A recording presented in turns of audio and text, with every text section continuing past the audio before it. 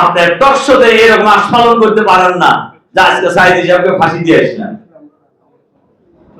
নিজামী সাহেবকে ফাঁসি দিয়ে এসে উনি আস্ফালন করতেন টকশোতে। আমাদের একজন বিচারপতির কথা তো আমরা সবাই জানি, আপনারা জানেন।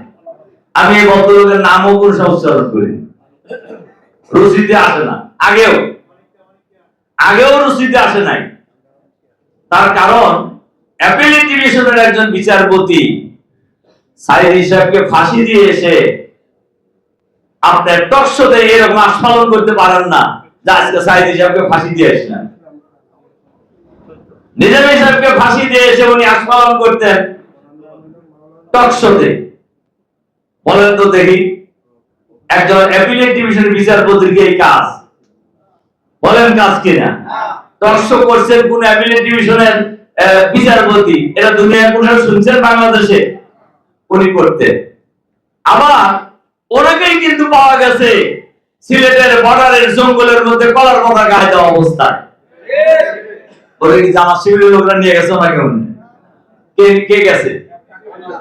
হ্যাঁ, নিজেই গেছেন। নিজে গেলেন কেন? উনি কি অপরাধ করেছেন?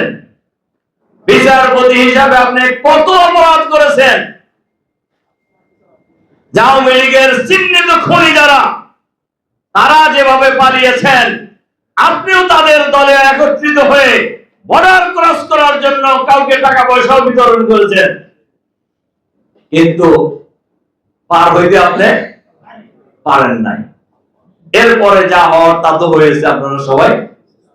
একজন পুলিশ কর্মকর্তাকে কোর্টে উঠেছে, সম্ভবত এরাও সিলেটে, তাই না? এরাও সিলেটেই হবে। পাবলিক কি ঘুষি মারতেছে তাকে। তারা আপনার পুলিশ কর্মকর্তা হিসেবে কি অপরাধ করছেন যে আপনি গ্রেফতার হলেন, কোর্টে গেলেন, পাবলিক কি ঘুষি মারতেছে? তার মানে আপনারা রাষ্ট্রীয় দায়িত্ব পালন করার পরিবর্তে দলীয় কিলার বাহিনীর দায়িত্ব পালন করেছেন। তার কারণে আপনাদের এই পরিণতি।